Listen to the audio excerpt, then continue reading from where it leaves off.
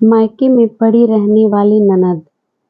सुमित्रा जी जैसे ही सब्जी लेकर घर में आई, उनकी बहू प्रिया और उनकी बेटी संगीता में नोक-झोंक हो रही थी। सुमित्रा जी ने सोफे पर बैठते हुए कहा, सुमित्रा, बहू क्या बात है, तू हमेशा संगीता से लड़ती रहती है। प्रिया, हाँ माँ जी, आप भी मुझे सुना लो, दीदी की गलती तो आपको कभी दिखेगी नहीं। तभी दूसरे कमरे से संगीता रोती हुई आई और अपनी माँ के पास सोफे पर बैठ गई।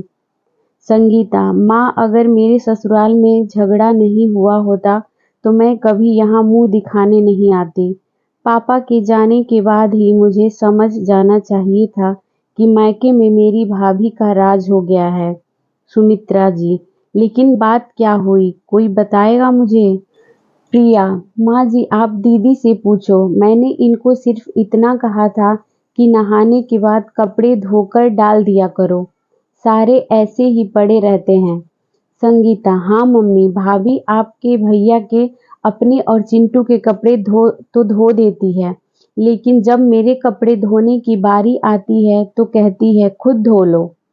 प्रिया, बात को गलत दिशा में मत ले जाओ दीदी, मैंने इसलिए कहा था कि आप सबसे बाद में नहाती हो, तब तक मैं कपड़े धो चुकी होती हूँ, फिर वो अगले दिन तक पड़े रहते हैं। सुमित्रा, तो अब क्या मेरी बेटी तेरे हिसाब से नहाएगी? दो कपड़े बाद में धुल जाएंगे तो क्या तेरे हाथ टूट जाएंगे? प्रिया, वाह माँ जी, आप भी गलत का साथ दे रही हैं। एक तो ये शाम के समय नहाती हैं, क्या ये सुबह नहीं नहा सकते? संगीता, हाँ, अब तो तुम्हारी गुलामी करनी ही पड़ेगी। मेरे पापा थे तब तो किसी ने नहीं टोका, मेरी जब मर्जी होती थी नहाती थी। प्रिया, गलत आदतों को बदल लेना चाहिए, मैं तो आपके भले के लिए कह रही हूँ। आप दोपहर को सोकर उठती हो, फिर नहाने जाती हो, कल ससुराल में क्या करोगी? सुमित्रा, बहू तू अंदर जा, अभी मैं बैठी हूँ, सब तेरे हिसाब से नहीं चलेगा। प्रिया बिना कुछ बोले अपने कमरे में चली जाती है। इधर संगीता अपना सामान पैक करने लगती है। सुमित्रा उसे समझाती है लेकिन वह नहीं मानती और अपने पति विनोद को फोन करती है। संगीता, सुनो जी, तुम मुझे आकर ले जाओ, मैं अब यहाँ नहीं रहना चाहती हूँ। विनोद, लेकिन तुमने तो कहा था कि मेरी माँ के साथ नहीं रहोगी। संगीता, मुझे माफ कर दो, मैं उनके साथ कभी लड़ाई नहीं करूंगी। शाम को विनोद संगीता को लेने आया। संगीता, भाभी मैं जा रही हूँ और अब शायद कभी नहीं आऊंगी। भैया आए तो उन्हें कुछ मत बताना, नहीं तो परेशान हो जाएंगे। प्रिया, दीदी मैंने जो कुछ कहा उसे याद रखना, ससुराल में ये गलती मत करना। मैं आपकी दुश्मन नहीं हूँ, मैं तो आपका भला चाहती हूँ। संगीता अपनी माँ के गले लगकर कहने लगी, संगीता, बहुत ढील दे रखी है आपने अपनी बहू को, किसी की भी बेइज्जती कर देती है। मैं तो जा रही हूँ, ऐसा ही रहा तो किसी दिन आपको भी बाहर का रास्ता दिखा देगी। सुमित्रा, बेटी तू चिंता मत कर, आने दे चंदन को, इसे ठीक करवाती हूँ। संगीता अपनी ससुराल पहुँच जाती है। वहाँ कुछ दिन सब ठीक चल रहा था, लेकिन जो आराम संगीता को मायके मिल रहा था वहाँ यहाँ नहीं था। सुबह जल्दी उठकर नहा धोकर सबके लिए नाश्ता और खाना बनाना पड़ता था, फिर दिन भर घर की सफाई, फिर शाम का खाना। ऐसे में उसे मायके की याद आने लगी। एक दिन उसने अपने भाई चंदन को फोन किया। संगीता, कैसे हो भाई? चंदन, बहन मैं तेरे से बहुत गुस्सा हूँ, तूने मेरे आने का इंतजार भी नहीं किया, अचानक ससुराल चली गई। संगीता, भाई क्या करती, भाभी नहीं चाहती थी मैं वहाँ रहूँ, यहाँ सारे जुल्म सहने पड़ रहे हैं, फिर भी मैं अब कहीं वहाँ नहीं आऊँगी। चंदन, क्या कहा, वे लोग तुझ पर जुल्म कर रहे हैं? बहन ये घर तेरा भी है, मैं अभी तुझे लेने आ रहा हूँ और मैं देखता हूँ प्रिया तुझे कैसे परेशान करती है।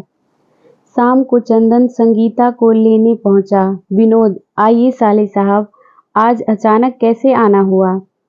चंदन, आप मेरी बहन को परेशान कर रहे हैं, मैं उसे लेने आया हूँ। विनोद, लेकिन हमने क्या किया? चंदन, वो सब मुझे नहीं पता। संगीता, चल अपने घर। संगीता बाहर आती है। उसने सामान पहले ही पैक कर लिया था।